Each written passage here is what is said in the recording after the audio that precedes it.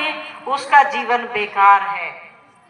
राम के बारे में हम आप सुनते हैं, रामेश्वरम में उन्होंने महादेव के शिवलिंग की पूजा की। कहाँ इसका प्रमाण नहीं मिलता। वेद उठाइए, पुराण उठाइए, उपनिषद उठाइए, उपनिषद तो घनेरों पड़े हैं इस उदाहरण से कि शिव को जगत गुरु कहा गया है।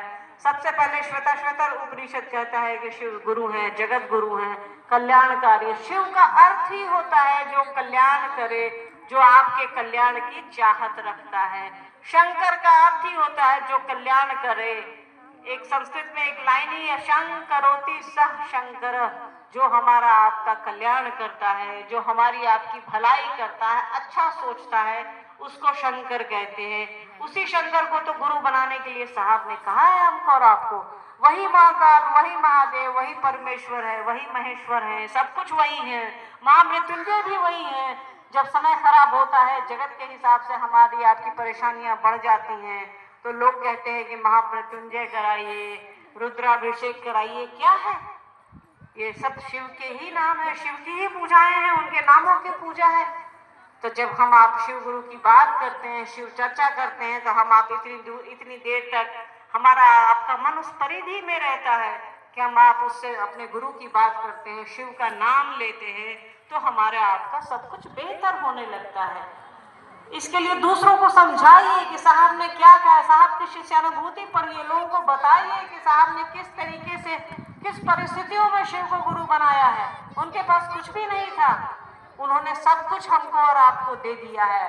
वो अकेले थे, आज हमारे आपके साथ साहब और शिव हैं, महादेव और साहब दीदी है हमारे आपके साथ उस ओर लेकर के चलने में। उनके पास कुछ भी नहीं था, वो हताश थे, हारे हुए थे, निराश थे, फिर भी उन्होंने शिव को गुरु बनाया और उनको एहसास हुआ कि ये कमाल के गुरु।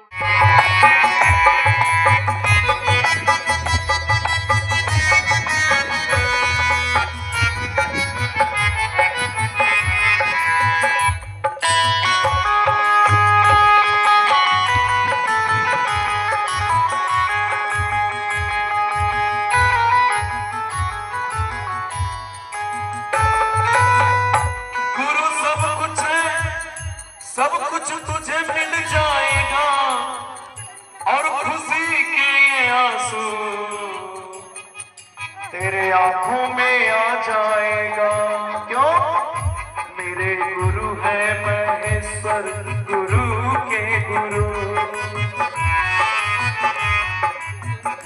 मेरे गुरु है महेश्वर, गुरुओं के गुरु। इनके जैसा कोई भी गुरु के राह पर चल पड़े हो अगर, शिष्य के राह पर चल पड़े हो अगर, साथ चलने चलाने का वादा करो। चल पड़े हो तो रुकने की जिद ना करो, रुक गए हो तो चलने का वादा करो। शिष्य के राह पर चल पड़े हो अगर।